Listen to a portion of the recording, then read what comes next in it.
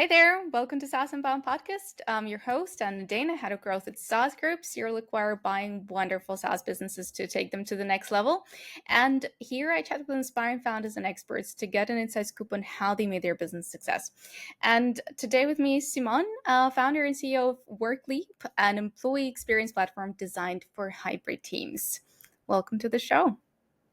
Thank you for having me. Pleasure to be here. Sure, it's great that you made the time. I was just telling Simon how I discovered the company and started to dig a little bit deeper. And honestly, when I read everything that you have there on the website, it really resonated with what we're aspiring to build here at SaaS Group. So I would really love you to tell a bit more of the story, but maybe let's start with your background, like how you got to do what you're doing.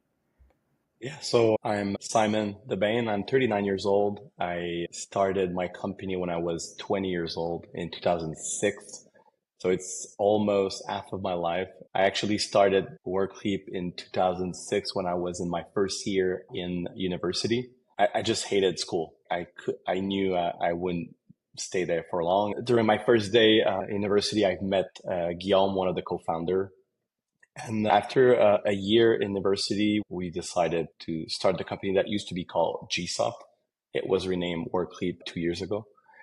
And, at the time we were, when you're 20 years old, you haven't seen much in life, but enough to know that the tech industry in Quebec, which is the province in Canada, it felt that the tech industry was a bit too boring, was very gray carpet, gray cubicles, gray mood. And I've discovered that with my student job at a huge tech company called CGI. It was actually my kind of my first real job, or yeah, kind of almost a real job. But I started there in at the technical support for Air Canada, people booking stuff on their website. I didn't know a word in English, so I've learned pretty fast. A few months after I started, they moved me to the more like the technical support for all software built by CGI for different customers around the world. So I was supporting customers using AS400 mainframes, like any kind of software. I was the person people were calling when there was an issue. And it was like the moment where I discovered that world, which was tech. My father was in tech. My mother was in tech. My father sold his company, but I didn't know at all what it was. I was just too young to understand. So that job kind of gave me a broad perspective of what it was to be in that kind of world. And I just discovered that there was a lot of things to fix. So started GSoft when I was 20 years old, wanted to bring a breath of fresh air in the tech industry in Quebec.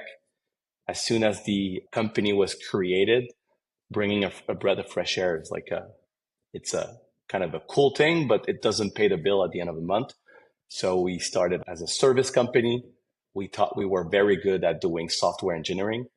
So we were looking for customers who wants to build any kind of thing. So we started as a service company doing pretty much anything, everything.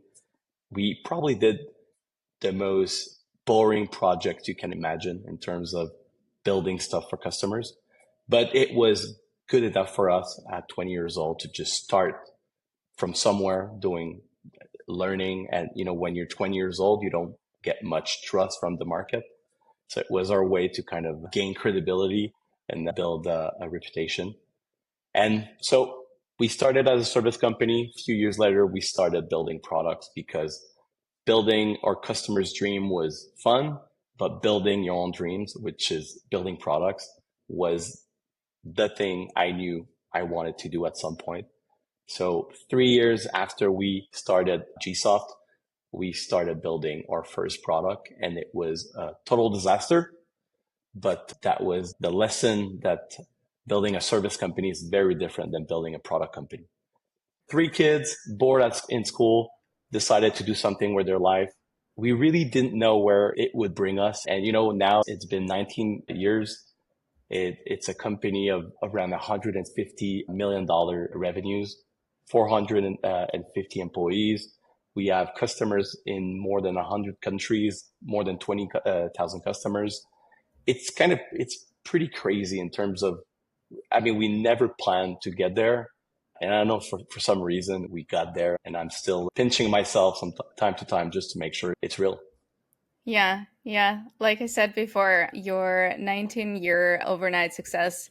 So let's dig a little bit deeper into that. Because, first of all, going from service to product, I'm always curious about this because there are a bunch of stories that were told here on the podcast. Sometimes it's a very tough transition when it's tough to convince your customers that, hey, service is no longer something that we're building. We're no longer going to do stuff for you, but we're going to provide you with the product that is going to help you do that stuff that we used to do, to the point of where we lost like 99% of the customers and had to build everything from scratch. So what was your kind of flip from service to product? What was the journey there?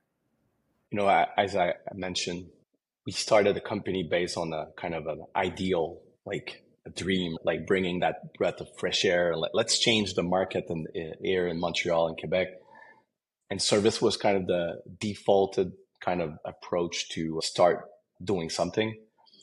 It's not very risky. I mean, you need to find customers and you won't get the best projects first, but then at some point you will get some good projects. And the good news for us, because we started that way, we went into an approach we call the craft dinner approach.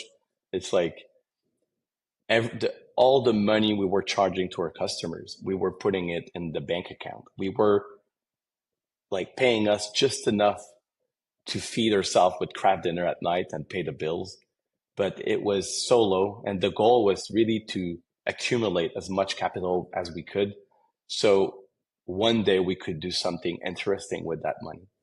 And building products became kind of the next logical step. And the fact that we were at customer site building stuff for them, it was almost our user research, market research in real time, because we were sitting with our customers, experiencing their pains in the day to day all the time. At the time, I mean, we did pretty much all kinds of projects, but we were doing a lot of intranet and collaboration environment on a platform called SharePoint. Today we call it Microsoft 365, but back in the days, it was like an on-prem software that you were installing in your environment as a company. And it was allowing you to build all different kind of stuff on it. And we built a lot of projects for our customers on that specific platform.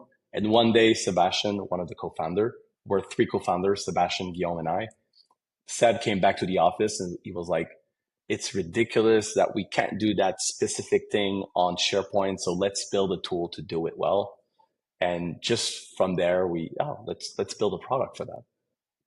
We were Yeah. kind of waiting for a moment to build something. And that moment was when Sebastian kind of raised the problem of copying documents around SharePoint is complicated. Yeah. So whenever a company, I don't know, is buying a new company with terabytes of information, wants to move that information to another environment, it was really painful.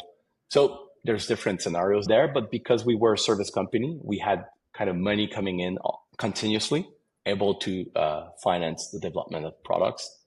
From there, ShareGate was the start. The first product was called ShareGate. It was moving documents around SharePoint and ultimately became moving documents, moving information around Microsoft 365. Now it's pretty much Okay. like a data management product, massive chunk of the business. It's such a very small niche, but Mm. it's like a massive niche. It's like all companies are using one way or the other. They're using Microsoft 365. I mean, not all, but a lot of companies out there. So we Yeah. kind of became like the leading tool to help them move information around the platform. And that was the start of transitioning from service to product. ShareGate slowly became a success. Then ShareGate financed the next products that was Office Vibe, which started 2, 3 years after we started ShareGate. And the thing to keep in mind is that the service company, we shut it down in 2017. For us, the service side was kind of a safety net. So let's build products. If it doesn't work, let's just go back to providing service to our clients. Right. But at some point, the products became elephant. They were just so too big, and the safety net was not strong enough to like the company was almost like 90% in terms of revenues were on the product. In 2017, we had 60 open roles for the product, and the service company was 60 people. So we just said like, let's just shut down that side of the business. Let's pick everyone there and move them to the product. And that was a mistake, but we can talk about it later. Sure, that's already a fascinating story. Okay, so everything kind of played out there. But so, what's Workleap at the moment, and like, what is the biggest problem that you guys are solving? Yeah. So Workleap right now is it's the company. We call it Workleap. Within Workleap, we have the Workleap platform. So it's like one simple employee experience platform to understand engagement, drive performance, and develop your people. So it's like really focus on employee experience, mostly HR tech software.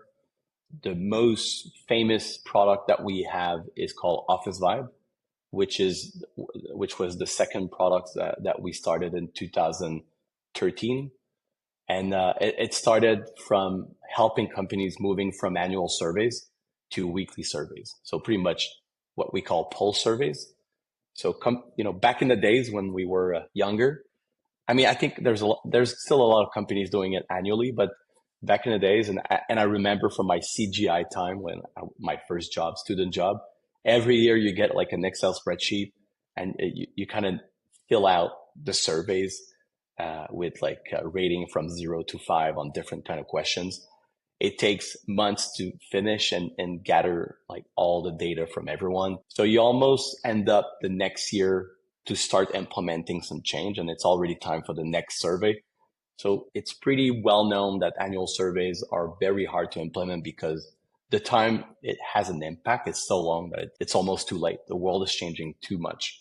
So at the time, we kind of decided to bring the what we call pulse surveys, which is like think of your annual surveys and just break it in smaller surveys so you get answers in real time almost. So you can actually act on the data and do some change in your company. Yeah. So that was the original product that started in 2013. And now we have Office Vibe for everything around engagement recognition. We also have an LMS tool that we acquired 2 years ago. So if you want to build your internal trainings for your employee, so let's say you have specific knowledge that you need to never lose, that's the kind of tool you're using to capture it and make sure you can train every single new hire you have in your company. We have an onboarding tool to really craft a great experience when people are joining your company. We have everything around like skills assessment, making sure you really understand what are the skills that each person has in your company. We also have Pingboard that we acquired last year, which is all around our chart. Our chart is a well-known thing. And what I learned in the last year is that it's probably the thing that every single employee joining a company, they're always looking at the org chart. They want to understand what's going on, who's who, who's working where. And now that hybrid is the new standard, having the visibility to understand who's doing what and who's where in the company is very critical to allow people to kind of navigate in their environment. And so Office Vibe, LMS, onboarding, skills, Pingboard, and let's hope I'm not forgetting any tool. Yeah, and we just launched performance management. So everything around like doing performance reviews, classic kind of Hmm. process that each company has in their company. We're building a very simple version of it that we launched actually 3 weeks ago, I think. All So right. it's, Pretty fresh. yeah, so a lot of things going on with Workleap, but ultimately, like it's about helping companies design the employee experience to help them achieve what they're doing. And we're not just doing one thing around that. We're trying to kind of expand the Right. platform and the value that we're providing. And, we started with engagement and now we're really expanding into different verticals. Uh, I didn't know that you and the guys other were side of it, growing through. Sorry. I didn't yes. know that you guys were growing through acquisitions because, well, ultimately that's what we're doing, right? And I'm curious how it happens for you. Do you acquire a product? Do you acquire, a team and the entire company? Like, what's the journey there? Yeah, it's I used to hate the idea of doing acquisition. It was the Simon in his 20s was very like, let's build our own things. Let's do it. Let's do everything ourselves. And I think when you're reaching a kind of a critical mass in terms of company, doing acquisition is almost like inevitable. Like it's not like, yeah, it's kind of a fast track to get somewhere. It's very strategic if you're able to do it well. And so, yeah, let's say maybe 3 years ago, we kind of started shifting our strategy to really include the M&A part. And we also raised $125 million from CDPQ, which is a huge financial institution here in Canada. And the goal was to fuel the M&A play.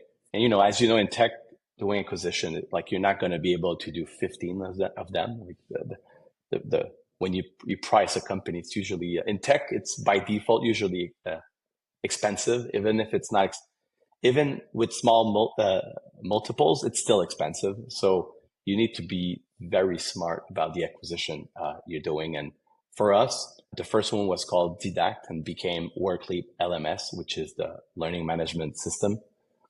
It was a 10 people company in Quebec, people that we knew. The product was fairly simple, was doing most of the, the, the fundamentals that you need to do when you're a LMS. We felt it was the right size to start. The fit was good. Product had already a product market fit. The team was small, so easy to integrate. Culture, the kind of the love for building products was shared. That's really important for me. So I think it was kind of a good kind of test for us. It went well. And a year later, we did another acquisition of Pingboard. This one was in the US, in Austin, Texas, it, with more like 40 people, so a bit bigger, a lot more customers, a lot more revenues, and all the complexity of building, of acquiring a company is in another country. So we raised the bar in terms of complexity. A lot of learnings from that. And what we're looking, again, it was about expanding the portfolio, like we want to diversify the value. And if for sure we were looking for a product that already has a product market fit, already customers, already revenues. So it was checking most of the checkbox. But Mhm. interesting learning. I kind of realized that there's pretty amazing products out there. I love how we build products internally, but I respect that there's other great companies building great product. And the engineering challenge is to put those products together. This is the thing I didn't understand back in the days. That's the beauty of doing M&A. Like the engineering challenge is to bring all these products together in a unified experience, and the customer is not even aware of it. And that's what we accomplish by building the Workleap platform, where all the HR products are now inside the same unified experience. And what people don't realize is that behind the scene, it's not the same technologies. It's not the same host. Like there's uh, difference because they were built by different people at different moments. So Yeah. and and it works pretty well. And that's the beauty of pushing the craft of the engineering craft. And I kind of like doing M&A. I wouldn't do like 5 of them every year, but time to time. And we want to be strategic when we do those. And we're patient, so it's not like a race, but always on the lookout. Interesting. All right. We found one more competitor potentially. But yeah, I mean, at the end of the day, like if you're doing a merger, and like you said, engineering part is obviously like a bit of a craft, but you can figure out the tech. What's I feel is the hardest part is always the people, right? So like you said, the second integration was 40 people team. That's a big team, and especially since you said you're what, like 150, right? So it's almost a third of what you have now. So how Or what was the 450. big? Oh, 450. Okay, then. Okay, a tenth. Still a lot of people. How did it go on like the people side? Because Like we always try to figure out, even if there is a huge match culturally, right? And you both like love building products, and you're basically good people who love to work on what you're working on. It's kind of it's a tough transition, and it's not going to be the same, right? You're selling your company, some changes are definitely bound to happen. So how did it go for you guys? Any like special learnings people wise? Like what would you maybe do the same and maybe differently next time you acquire? Yeah, it's always different because, you know, every company is different. Funny anecdote is that 3 months before the pandemic, we inaugurated like 100 square feet new office that cost us $15 million. And it was like big party, and then pandemic hit. We all know what happened. And a few months in the pandemic, we decided to become a remote company forever. So massive office available because we have a 10-year lease on it. And so it's like, use it if you want, but we're a remote company now. We got much better at being a remote company. It really changed. Like we, you know, when you come from an office centric approach, you're used to a lot of distractions, and there's good and bads being in office. And we learn a lot from becoming a remote company and doing acquisitions. This is the jump to the M&A part, is that acquiring a company that is not in Montreal. Like Didac was in Quebec City, which is like 3 hours from Montreal, which is close, but it's still 3 hours. And Austin, Texas, it's the complete opposite side of the neighbor country. I think it really, really helped us, but the fact that we were already a strong remote company. And what's weird is that even if we were a remote company having employees across the whole country in Canada, it's almost like the fact that we had like a remote team in the US, there was a difference, like almost like the frontier was like invisible, but some it was somewhere there. And the lesson learned is that it's you really need to be intentional and really put the effort in truly connecting, integrating. You need to really want to understand how they were doing things, what are the actual change you want to like to apply to really make the integration works. And so the lesson learned is you do an acquisition, you finish the transaction, you let kind of the newly acquired company on the side for a while until you figure out like you start doing the integration. I think we should have started to being part of what they're doing much, much faster. I think for a while, like we thought we understood what they were experiencing and what was their challenge, and I think we couldn't really get a real sense that what was truly happening. And I think that the moment where we put some more senior people that were at Workleap for a while Hmm. closer to them, it really, really changed the dynamic. And I don't know, like it's probably like I don't think we're the only one experiencing something similar to that, but it's every company is different. They all have their own culture, and you're not gonna merge two culture just because you just signed a check and Yeah. completed a transaction. There's something to kind of deconstruct, reconstruct. Like it's really like my point here is that it won't happen magically just because you wish that it will happen. Go Yeah. there, figure out what they're doing, put your senior people on the challenge, and yeah, that's what I would say. I think right now I actually can't wait to do the next one. I think we did a very small one, a little bigger one.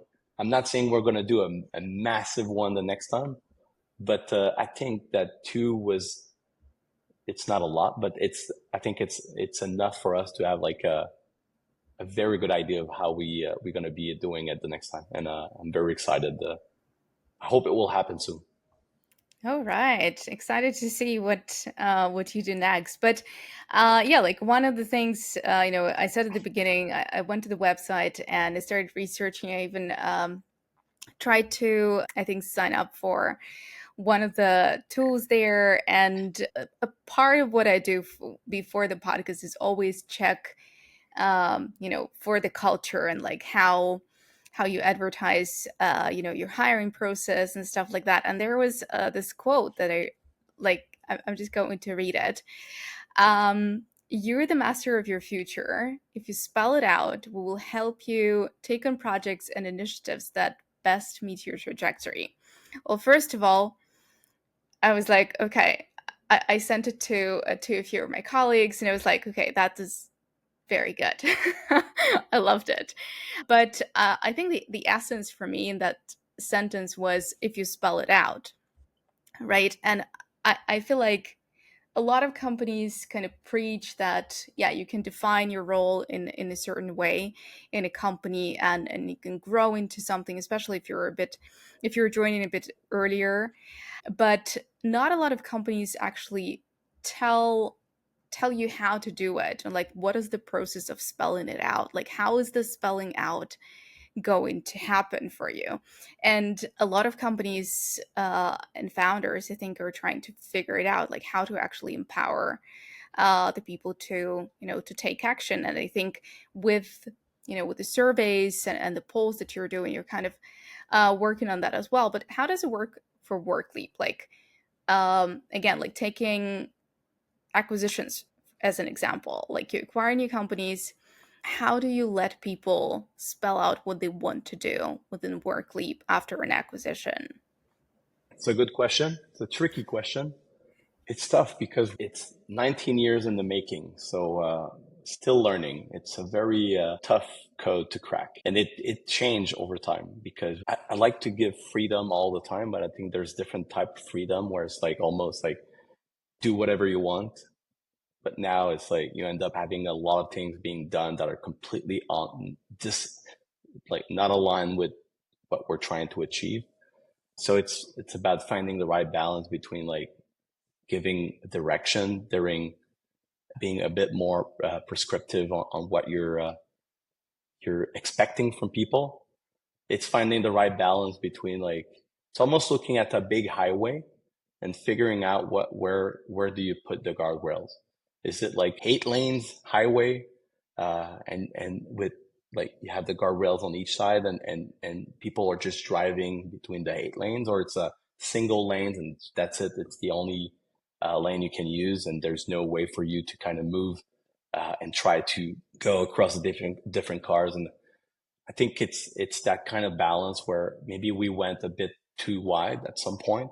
It was almost like people can almost turn and go in the other directions. I think what really helped us as a company, it's the fact that we're three co-founders, Sebastian, Guillaume, and I.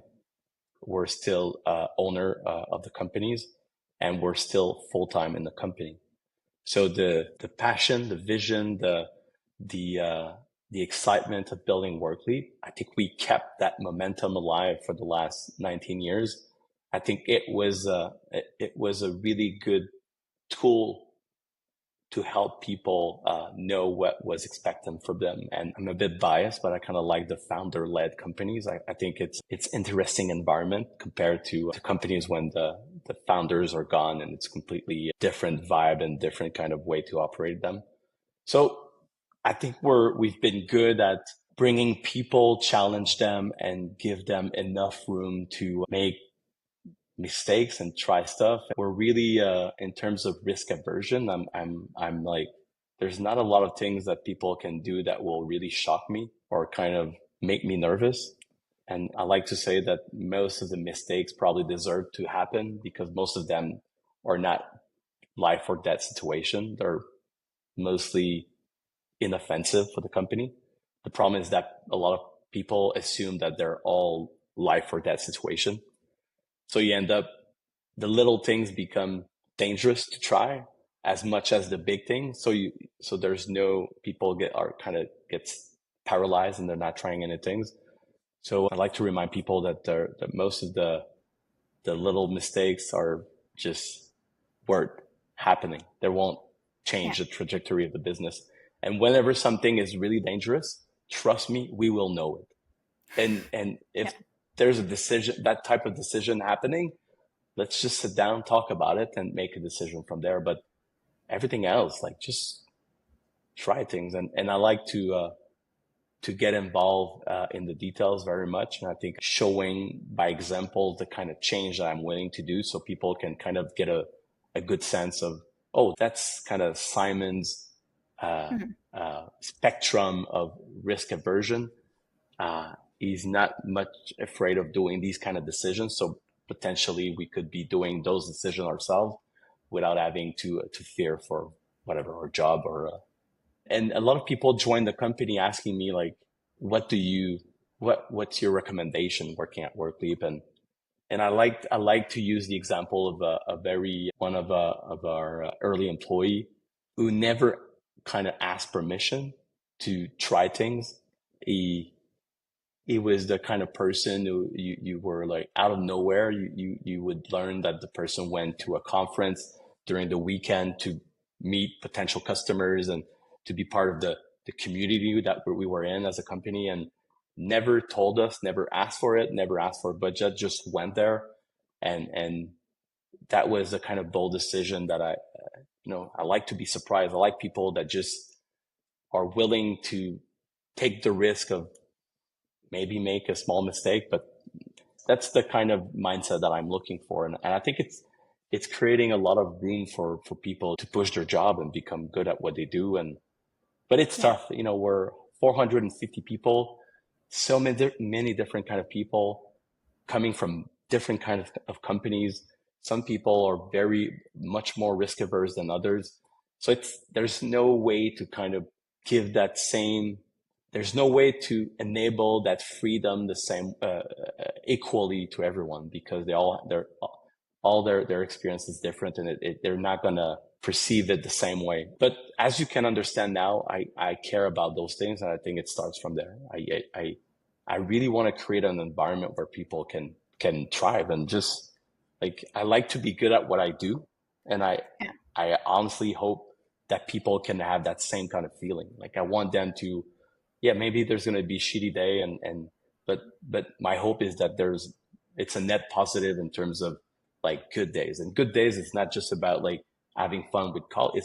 It's about having fun doing the craft that you're good at and pushing it to a whole nother level and like almost like being a bit like not nervous, but when you thrilled, I would say. So you finish your Mm. day and it's like, damn, that was a good day, and just try to create those moments more and more. And it's probably like the startup kind of mindset that we used to have when we were much smaller, and now the challenge, like, how can we have that at a much larger scale now? I'm sure we're a lot of companies asking us the same question. How could we apply that even for 500, 1,000, two, and you know, Yeah. when the number gets bigger, it's much more challenging. Yeah. So I hope I something. make sense. I've been talking a Yeah. lot, and No, it's okay. It's okay. Please continue. I like how it was a bit of a challenging question. You can't really, I think, answer this in a way that oh, we give them forms to fill out and like and then we kind of, I don't know, rotate them between yeah, departments for and stuff. I forgot to talk about the product itself. Like for sure, we're building products.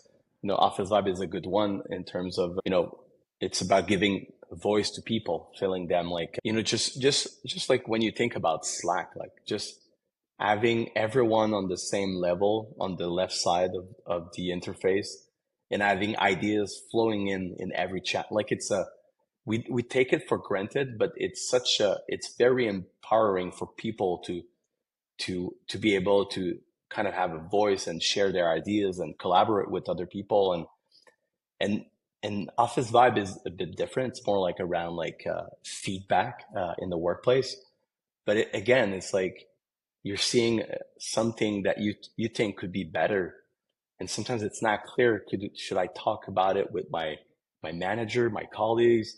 Oh, I know that I know Simon direct like, but Office Vibe is the tool there where you can, it's almost guaranteed that your ideas your ideas will surface up and few eyes will be able to access the feedback and maybe do something with it. And when companies are more intentional about taking the feedback, talking about that feedback, like, oh, we know that people are looking to do this and this, but we won't do that part because for this and that reason, but we really want to go into that direction. Like just talking about it, like even if you're not doing, sometimes people want something. It doesn't mean you need to do it. Like it's sometimes you don't have the financial help to implement everything people are asking for, but talking about it, I think it's a very healthy approach to running a business. And Yeah. at the end of the day, it's about how can we enable people to do their best job. And we're most businesses in this day and age are creative businesses. It used to be muscle and sweat back in the days, like a long time ago, and now we're in like a a knowledge economy. Like it's all about what's between your ears. Like it's in there. How do you access that? If you don't create the right environment, you won't have access to that. Like people, Yeah. if you want people to really give you access to their knowledge and their passion, their ambition, you need to create that environment where they feel like they belong. They feel like their ideas have some weight, where they can have some control over the work they do, and have a sense of pride in what they do. And if you do it well, I think this is where you have a better chance of succeeding. Again, it's not guaranteed, because then there's the market, and there's the timing, and there's a bunch of other variables that makes a company successful. But I think when you understand that you're a creative business and it's all about the people, that's your team, it's the people around you, and you do the best with that, I think it's already a very good start. Yeah, right. So, one of the questions that I wanted to ask you is like, I love that there are a lot of like this HR tools, and they're there for a reason, because like you said, a lot of companies, a lot of founders, they want to, give their employees, they give their teams voice and have an opportunity to act on something. But a lot of times, like, why people stop using them, or they say, hey, we don't really see the value in like HR tools that we're trying to adopt, because, well, they just don't see the feedback being acted on. So I wanted to ask you if there is maybe, something that you do, guys, like, because I think I don't know, I predict that you're using Workleap for Workleap, but yeah, maybe something that you do to kind of act on the feedback that you're getting, or something that, somehow you teach your customers that this could be the steps, or this could be the strategies that you could use to, to act on something that you're getting, to show your people that you value their feedback. And this is something that we we are using, not just to kind of like tick the box, but something that we use to make your life better within the company. I mean, it's a very good question. It's a challenge, and I think the biggest mistake you can do is to never reply to the feedback. I think something that is kind of cool with Office Vibe is that the feedback can be transformed into a conversation. And the conversation can preserve, like, can be anonymous, like the employee can keep the anonymity of the conversation.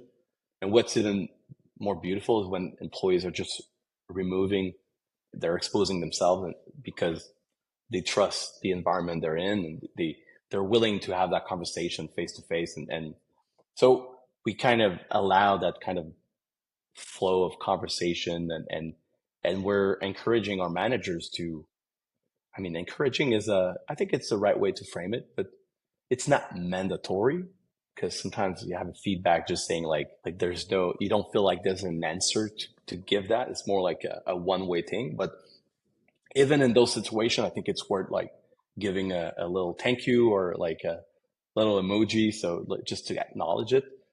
But I think this is the basic. And if you nail just that basic one, you're already showing it that there's, talking when no one's listening, you stop talking. That's even in real life, like if you're sitting with someone, drinking a coffee, and the person is on the phone, you stop talking. Like there's no point in doing that. So that's the start. And then it's, like I've said, it's about the implementation of the feedback. Like I think the there's a lot of pressure on business owners, managers, executive, whatever the name we want to give it, like depends on the size of the company. But there's for a while, it's maybe less a problem right now, but there was a lot of pressure on making. Everyone wanted to be the perfect employer. Like let's make sure we have everything. We don't want to lose our employees. We want to attract new employees. So let's implement everything that is asked. And sometimes you just cannot do that. Like there's times you just don't have the financial to back it up, and you cannot implement in like for sure there's little things that are not very expensive, but sometimes people are asking stuff that it's like, sorry, we cannot. It doesn't mean you cannot talk about it. Doesn't mean you cannot like at least acknowledge it. So we've been using Office Vibe for 11, 12 years. We have thousands and thousands and thousands of feedback, thousands of conversations, probably thousands of things we've changed, adjusted, implemented. It's shaping the business. I'm sure that if we were looking at the whole 12 years of feedback, there's a good chance that that feedback shaped the business we're today. That's magical. It's almost like everyone shaping the business with their own little way. And then it's a matter of like finding the right balance into like blindly applying everything or just like, oh, interesting. And that shapes something. It shapes, sometimes it's just misunderstanding, like people asking stuff or giving feedback on things that are already there, already implemented, but they're not visible. They're not aware of it. Yeah, right. So every feedback that you get, like, oh, maybe it's a policy that we should adjust and make it more clear. And so for me, it's a magical product. Really started from something so simple, something that, like in 2013, like presenting Office Vibe to companies, they were looking at us if we were like aliens, like just what's that? Like they were like, it was today, like pulse surveys are a bit more like are known and people like are used to them. It used to be like something that was so weird for a lot of companies. And we Yeah. were so proud of like bringing that and talking about that. And yeah, and now I'm very passionate about what we build. That's true. I mean, maybe you can scrape all those conversations and feedback and, feed it to AI and write a book about it or Oh yeah. based on it, right? That could be a fun read. All right. Well, just one thing that I wanted to ask about, actually like working on a product, because I was so curious about, the culture and how you're implementing everything that you're preaching within Workleap. But there was something that I noticed, and I feel like it can be fairly valuable to some founders out there. I know that we had a conversation with one of our brands about this, but I wanted to ask you about your pricing, right? And I feel like Workleap makes a lot more sense for a bit bigger companies, but still you've got pricing going from like 0 to 25, right? And it just depends on like how many people are using Workleap. So like 25 to 50, 50 to 100, and so on and so forth. So how do you deal with companies that are like 26 and they're like, oh, well, can we like not pay for this like second tier, second cohort kind of thing that you have there? Do you grandfather those customers? Do you wait until they, I don't know, in a way like see the value of going into this bigger plan and then start charging them, or how does it work? Yeah, we just launched our new pricing for the Workday platform, where we've decided to bring every single product in within the same kind of pricing model, because we used to have like different. No, the products used to be like having their own little ecosystem. They used to be separate. And 2 years ago, we decided to build like a unified experience, bringing all the products together. And they all brought their own little pricing model where I think the LMS tool was based on a range of users. The onboarding tool was based on the number of onboarding templates that you had. Office Vibe was based on the number of users. So different pricing models, customers were confused, and I understand. And I'm sorry if there's customers listening. So last week we decided to put everything under like a per user per month pricing, because it individually each pricing made sense. They were easy to understand. It's when you combine all of these pricing together, becomes like a kind of a nightmare. So yeah, and to your question, like we try to not like bother too much about these like edge cases. Like I would, if a customer is really concerned about, I think it's not worth trying to find the perfect kind of solution. And sometimes it's more like, that's fine. I will just, if you're nervous about like having an extra use, like I don't want the customer to be nervous about those things. And I'm the kind of person who would just like keep the existing plan. We'll support you. Like, let's make sure we agree on what's going to be the threshold where it's time to upgrade. But then it depends where you are in terms of your journey as a business. Remember when I like we started a long time ago, makes me old, but it's like whoever's willing to buy the product. Like I'm just the fact that people were willing to take their credit card and buy our product was already like so incredible to me. Like, and I'm like, I was doing a whole bunch of customized pricing just to make sure everyone was pleased, and that's fine. It's a bit scrappy. It's not, it doesn't need to be all perfect and all like, doesn't need to fit in an Excel spreadsheet. It's fine if that would be my recommendation. Like, don't waste too much time on the edge cases. Don't make enemies. Give that customer that little, and then you'll ask the customer something else later, maybe. But Yeah. if we're talking about pricing, something that is interesting, because we didn't talk much, we talked a lot about the work platform. Right now, it's mostly HR products. We also have like the like I we have the Workleap company, we have the Workleap platform, and we have ShareGate, which is another product line. It's a data management product that we started in 2009. That one we've decided to give it's a fixed price per year. A lot of people told me like back in the days that I was probably leaving money on the table. They are probably right, but because of that very predictable pricing, we were able to acquire a massive volume of customers. Like people were like, it was cheap, predictable, was low enough to, you can swipe the credit card. There's no like procurement process. And it became like the biggest financial success we had still to this day in terms of product. We were in that space. We were competing against competitors that were charging per data moving, like the size of the data they're moving. And that kind of pricing, the challenge with that is that you become more careful to the data you're moving. You're more careful, and you never know exactly how much it's going to cost you, because it's like, yeah, we believe we have that amount of data, but if the project fails midway and we need to restart, does the app we move that we need to restart will count in like there's a lot of complexity in these kind of pricing, but for us it was like, let's build a product, one price per year, that's it, that's all. And what's crazy is that back in the days, like competitors were charging, like there was customers being charged like 50,000, 100,000, and our cost was like $300. Like that was the original pricing of the product. Right now, we're charging $6,000. It's a different pricing. The product got much bigger, and there are much more use cases that we support. But still, like the biggest winning factor for us was the predictability of the pricing and full support included.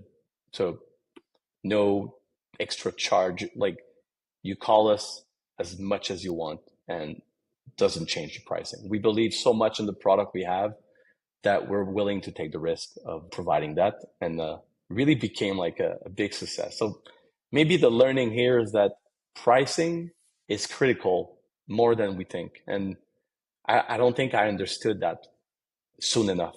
I was Hmm. always a bit like nervous about increasing my price, changing the pricing. Always been very nervous about doing things around the pricing.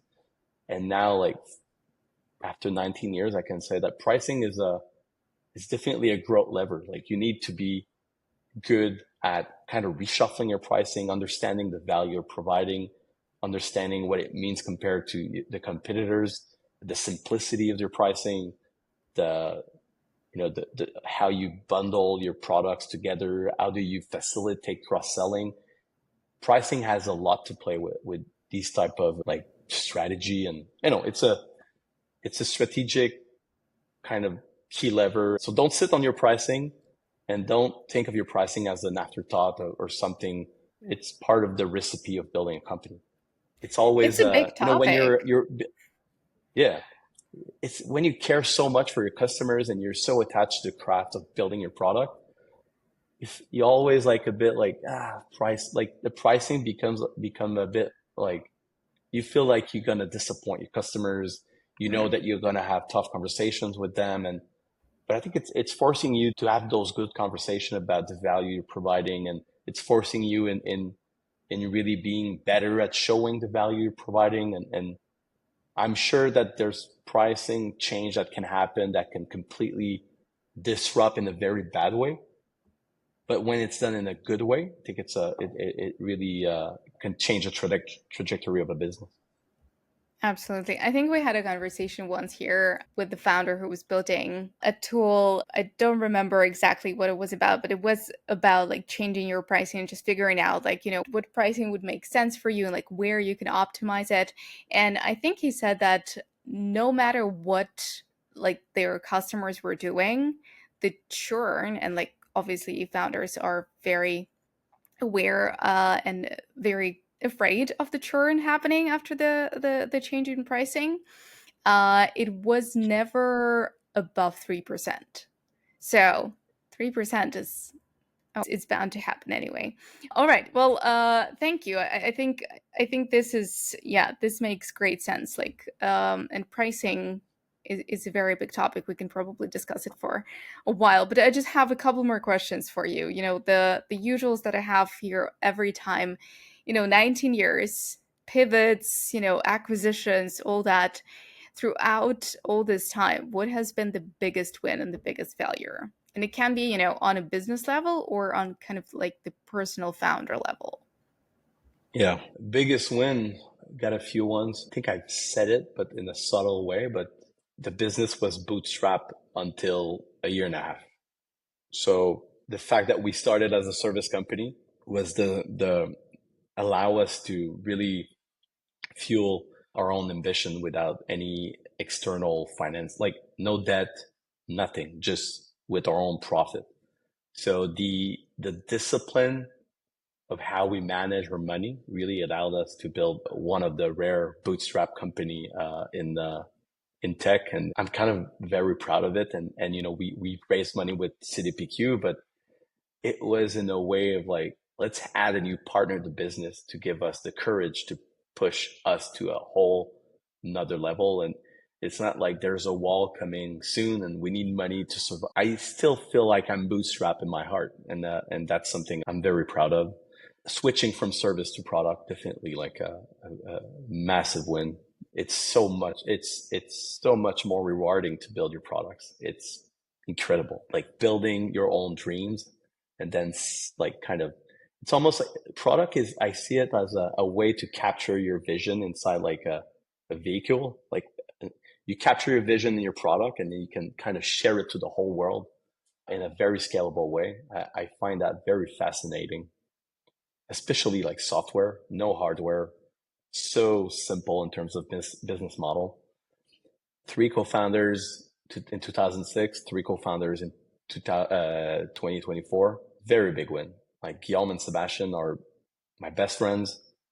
We never had like any situation of like, we don't want to speak to each other, or it, it's kind of I hear so many nightmares, like stories of partners and crisis. And like, I'm really proud of that bonding we have for the last 19 years. It's pretty amazing. In terms of fails, I could share a few. Shutting down the division, service division, and just moving people to the product. I've realized that we were trying to fit like a square and a triangle. Like both shapes are good. They're just, sometimes they just don't fit in one another. And I force people into doing a job or a role that was not the original one. And I did it with good intention, I wanted to be the good business leader, like keeping everyone on board, and I felt like it was a good thing for them. But a lot of them left soon after because providing service, building products, not the same thing. So I think we suffered from a kind of a culture shock, or something happened there. And I wish I just had sold that division with the people who wanted to do that.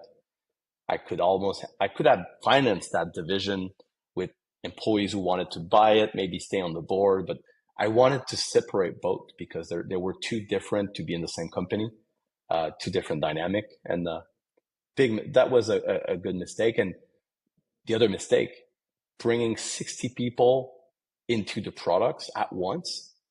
The total head counts remained the same in the company, but we suffered from growth pains, like what, one day to the other, like 60 people and just overnight, boom, in the products. It was very painful, very, very painful. So the fail was adding too many people at the same time on the product did not allow us to kind of, doing it the right way. In terms It of, reminds me it reminds me of a meme that I just saw on LinkedIn where somebody said like adding a second screen adds like I don't know 30% to productivity of a developer. So like what if you like add 40 screens, you have like a robot working. So like same for growth. Like when when I hear stories of, and obviously this is not what you're talking about, but still, like when I hear stories about, like, hey, we raised this enormous amount of money and we started like just buying people for every role, for every small task out there, you always are curious, like what's everybody doing? Like it doesn't make you more productive unless there is something to do for these people, and probably that's why there are like so many of these stories end up in a failure. yeah, yeah, having more people feel like the right thing to do. And it's a lot of the times it's a good thing to do. Like you need to grow the team at some point, but most of the time becomes a default solution for every problem in a company. Oh, we're facing these and these challenges, so let's hire someone to fix those challenges. We're rarely in reshaping what we already have, and there's usually a lot of untapped potential there, and it requires a lot of courage to kind of deconstruct what you have and kind of reshape it. And it's usually much easier to just hire. In terms of other fail, I think it started as in 2006, 20 years old. It became my whole life. My whole identity was through my company. Like I was GSoft. I was Office Vibe. I was Workleap. I was ShareGate. Some could say it was like a kind of a lifestyle business. It was my life through the business. And I suffered from that. I think it did not allow me to have the step back to make good decisions for the business. And now I like to say that I'm playing business. It's different. I like to play business, almost like a game. It's a strategic game. You have competition, you have a market. And I think having a partner like CDPQ part of it now kind of forced me into like, okay, now it's not just me and my two good friends. It's like, it's a real business, and it's always been a real business, but you get the point. I think another thing is when it's a lifestyle business becomes more a big family. And it was very popular in tech, on the tech scene, to like to think of your company as a family, and there's a lot of memes out there, and it was coming from very good intention. Like you're 20 years old building your business, like yeah, it's you're hiring your friends because they're the only one willing to come to work with you, and then they're like you become a small family. But it works until it no longer works. And I think that having a professional relationship is probably more healthy. You don't need to be friends with everyone you're working with. And especially when the headcount becomes much higher, like at some point, like it doesn't need to be a family. It can be like, Netflix called it like sport teams. I kind of like it. I played sport for my whole life, and yeah, I kind of like that. Like it's fun, but it's challenging. it's more like it's a bit more professional in terms of kind of relationship, but I think I think it raised the bar a bit more, and I think it the lows and highs are less to the extreme. It's more like how do you fire your brother, your sister? Like it's a when you're a family, like. But Yeah. the problem is that some people will take it to the first degree, like we're family. How can you do that to me? Like it's that's so. Yeah. Yeah, that was a mistake. I think and probably the last one is I think we it took us a bit too long until we pivot the products that we built. All the products we built, we usually rebuild them like two, three, four times until like we kind of nailed the solution. And usually took us too much time until we decided to do a pivot. So it's I think we could have pivot much faster and probably get where we are much faster. But it's hard, it's very easy to judge the past. But ShareGate took us 2 years with four customers, and two of them were not even used. Like four of them were not using it. Two of them were friends. To realize that okay, we need to rebuild that. It doesn't work. Let's trash the product and restart. That's what happened from 2009 to 2011. Office Vibe, same thing. 2013 to 2014-ish, a year and a half in, product doesn't work. There's 16 customers. Most of them are exhausted in using it. It's too much energy to use it. And people were just churning. Took us a year and a half to figure it out and kind of restart from scratch. It was obvious probably in the first 8 months in both situations. It's just that you fall in love with the solution. You feel like you're just going to add more features and it's going to solve the problem. And it's the easy trap we're always falling in. And it's typical. Even when you go through that once, you will repeat the same mistake again, even if you learn from the first time. It's just, or maybe it's just me that I'm a bit crazy, but I'm obsessed when I'm building something. You just need to make sure that you're not like falling into like a endless kind of rabbit hole, bringing you like nowhere. But the problem is that you'll never know. Maybe it's by pushing like keep Right. pushing it that you will reach. But it's adding more features to maybe get some traction at some point is rarely the way to get somewhere. It never happened for us. It's not about adding more features that will suddenly make your company successful. That's the learning there. Yeah. Yeah, I'm always curious, like, at what point do you decide to pivot uh, because something didn't work? Like, what if because, like, a lot of it is also about momentum, right? So, like, what if you stop doing what you were doing and you pivot and you start grinding something else, but that thing could actually work, like, in a couple of months? Like, that FOMO, does it go away at any point of, like, a founder's life? I don't know.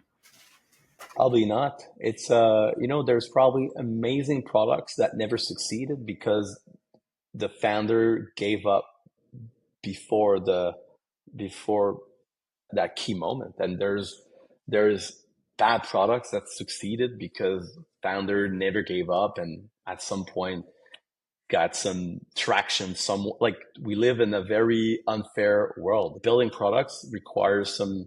You need to be a bit crazy to build products, and it's I've never seen like a product succeed like from day one. Everything just goes so well, and like it's like flowing to success, and like it's usually a bit unpredictable based on timing, based on luck, based on there's so many factors needs to be factored in to decide that you keep pushing in some direction. There's no good or bad answer. You'll never know and at some point you give up and maybe you will miss something. And, Yeah. but pivoting for me is not about giving up on something. It's about keep pushing, but maybe allow yourself to readjust the whole thing. Like it's a subtle difference, but for us, ShareGate was in the first solution, like version was not the right solution for the problems we were solving. So the pivot was let's trash the solution, but let's keep the problem. So fall in love with the problem. but there's many roads that can bring you to that just to sometimes you pick the wrong road. It's I don't know, you something was you missed on something and you went into the wrong direction. So pivoting, I don't see it as I don't feel there's much FOMO when you're doing a pivot. It's when you're completely giving up. This is where you can have some FOMO. And I like to say that miracles only happen on the last push. So you will never know until that last push. And sometimes that last push will never happen because you give up. So yeah, big like respect to everyone out there pushing, pushing and pushing, even when things are just not obvious. And, you know, from my experience, Office Vibe and ShareGate, which were the original two products we built and were kind of the initial momentum, both products had the worst metrics you can think of. Like the worst, nothing, no revenue, nothing. No person, no smart person would have looked at the metrics and say, these products are winning products. It's just a matter of timing and let's keep like investing. And both products kept pushing because of passion and just because we believed in something and we gave a real shot at succeeding and it happened. It's unbelievable. Like the fact that we trusted our intuition because the data wasn't there at all. No VC would have put money in these products at the time. Nobody actually.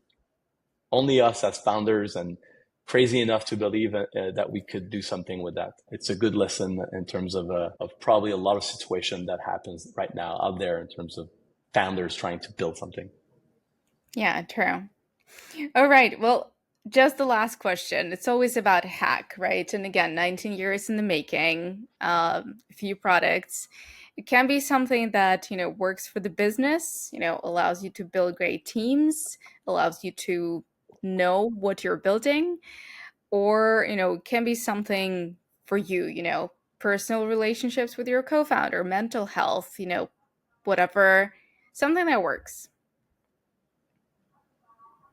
My hack, yeah, it's a good one. I think my hack was from a previous life when I was started skateboarding very early on in my life. And skateboard is about trying. You will try hundreds of times a trick until you land it. And I think I really built my I don't know obsession, perseverance, and through skateboarding. So that sport teach me that it takes a lot of tries and it's part of the journey to try nonstop. So that was my hack. And I would say that in personal life, the real change in my personal life happened when I had my first child, Lou, and now I had Lou, Myro, Zach, three kids. The kids are the reason I was able to step back a bit from the company in terms of having my whole identity completely immersed into Workleap. It was not a good thing in my life. I think I'm a much better business owner, co-founder, whatever, a CEO because I have kind of children that reminded me, oh, that's what it is to build a family. Like at work, it's, yeah, I understand the symbolic of being a family, but the real family is at home. So I think it really helped me have a really much better balance in my life. And I think I made better decision overall because of that. So have kids. Yeah. It's a good trick. You will realize that a lot of the problems that I don't know, we're facing in the day to day are so not that problematic. We're wasting a lot of energy on a lot of things that are just like not that useful. And when you have like that balance, I think it helps you focus on what's really matter. And I Yeah. think it helps to build I think it helps in building great companies. Kids do that to you, right? Like, I noticed it too. Like, a lot of people say, "Hey, if you have kids, like your career is over, or like you have to put all your life on pause." But no, I think it speeds up, and like if you do it like intentionally, then it just adds to it. Yeah. I don't remember what we were doing before having kids. Like it's what was our life before kids? Like it's just like I kind know, of right? you kind of lose track of what it was. But yeah, I think it's about having a good balance. Man, I still work like crazy. Like I work a lot, but when I stop working, I can't wait to see like it's before that when I don't remember what it, like I was just working and there was no kind of like rewards at the end of the day. Like it was just more like a cool, there's only that in life. And I think it's good to have like something else to kind of help you step back. And yeah, anyway, it's any It's a other good questions? hack. It's a good hack. It's a good hack. Thanks for sharing the hack. And maybe a last hack, I think it's Sure. stay grounded, stay humble, stay grounded, stay true to yourself. There's so much bullshit in the entrepreneurial kind of world of like I don't know, it's a business. Let's stop thinking of ourselves as more than what it is. Like it's fine. I don't know. I think it's a great way to stay connected with your team and stay connected to reality and when you stay grounded and humble with the world. And maybe my point here is that success is amazing. Don't take it for granted and stay humble throughout that whole journey. It's a good way to remain like a good human being and it's a good way to stay connected with your team and all the people surrounding yourself in that journey of I've seen a lot of entrepreneurial journey who ended up in I think where people become completely disconnected of reality. I think that would be another good hack. Stay humble. Yeah. All right. Only the good ones today. Thank you so much. Well, it's been, I enjoyed this conversation immensely. Thanks for the hacks and for the story. And like I said, it was really inspiring to, to read the copy on the website and, kind of just look at what you're doing from the sidelines. So, yeah, excited to see what you're going to acquire this year or next year, how you're going to grow. So thanks so much for being here. My pleasure. It was a very interesting conversation. Yeah, thank you for the invitation. Anytime. And take care.